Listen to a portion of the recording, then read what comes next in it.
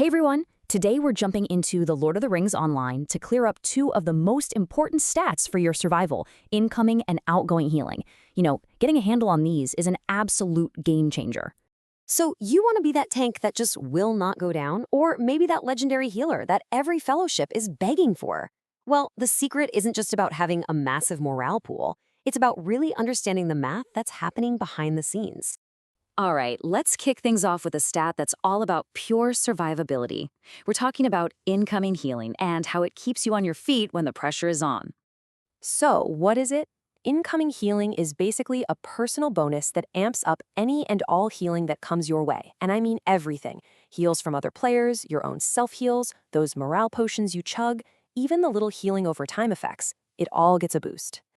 Okay, that's the theory. But what does it actually look like in-game? Let's break down the numbers, because that's where you really see how powerful this stat is. Let's imagine a healer tosses a heal your way. The base value of that skill, before anything else happens, is a nice round 1,000 morale. Not bad. But here's the thing. You've been smart with your gear. Your character has a solid plus 20% bonus to incoming healing. This is where your own stats start to do the heavy lifting. So that 1,000 morale heal, it's not 1,000 anymore. It gets cranked up by your 20% bonus, meaning you actually get back 1,200 morale, and that is exactly why tanks live and breathe this stat. It makes every single heal they get way more effective. So who should be hunting for this on their gear? Well, it's absolutely essential for tanks, obviously, but really for anyone on the front lines. We're talking guardians, wardens, and even captains who find themselves soaking up a ton of damage. Okay, now that we've got a handle on how to take a heal better, let's flip the script. It's time to look at the other side of the coin, the stat that really defines a great healer, outgoing healing. Outgoing healing is the exact opposite. This stat boosts the power of the healing skills that you cast on other people or even on yourself. It's all about what you're putting out, not what you're taking in. So, picture a dedicated healer, maybe a minstrel, getting ready to fire off their big emergency heal. Let's say the base value of that skill is a whopping 5,000 morale. That's a huge heal to begin with. But this minstrel has stacked their gear perfectly. They have a plus 15% bonus to all their outgoing healing. Now watch this. That 5,000 moral heal instantly becomes 5,750, and that's before it even leaves their hands. This really shows how a healer's personal gear directly impacts the entire group's ability to survive. This stat is, without a doubt, the #1 priority for your dedicated healing classes. We're talking minstrels, runekeepers, and bjornings when they're in their healing stance. This is their bread and butter. Okay, so we've seen how they each work on their own, but the real magic, the reason a good tank and healer combo feels absolutely unstoppable, is seeing how these two stats work together. Now, just to make sure we're super clear, let's put them side by side.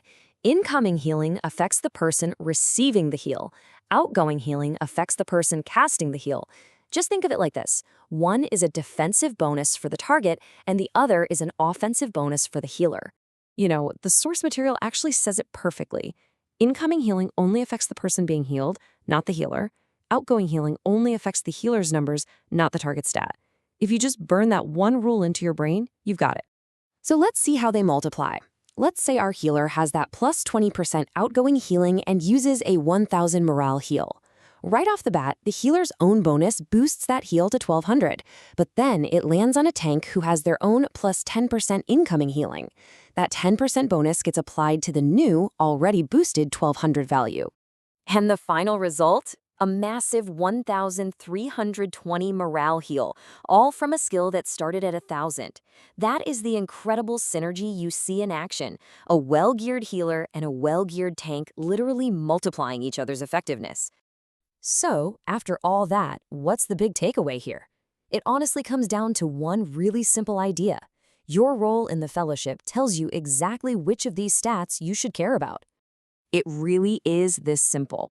Are you the one taking all the hits? You need to stack incoming healing. Are you the one patching everyone up? Then you need to stack outgoing healing. Just focus on the stat that makes you better at your main job. And there you have it, a deep dive into two of LOTRO's most critical stats. So that leaves me with one final question for you. Now that you know the math, now that you know how these stats can multiply your power, What piece of gear are you going to upgrade first to really master your role? Thanks for tuning in.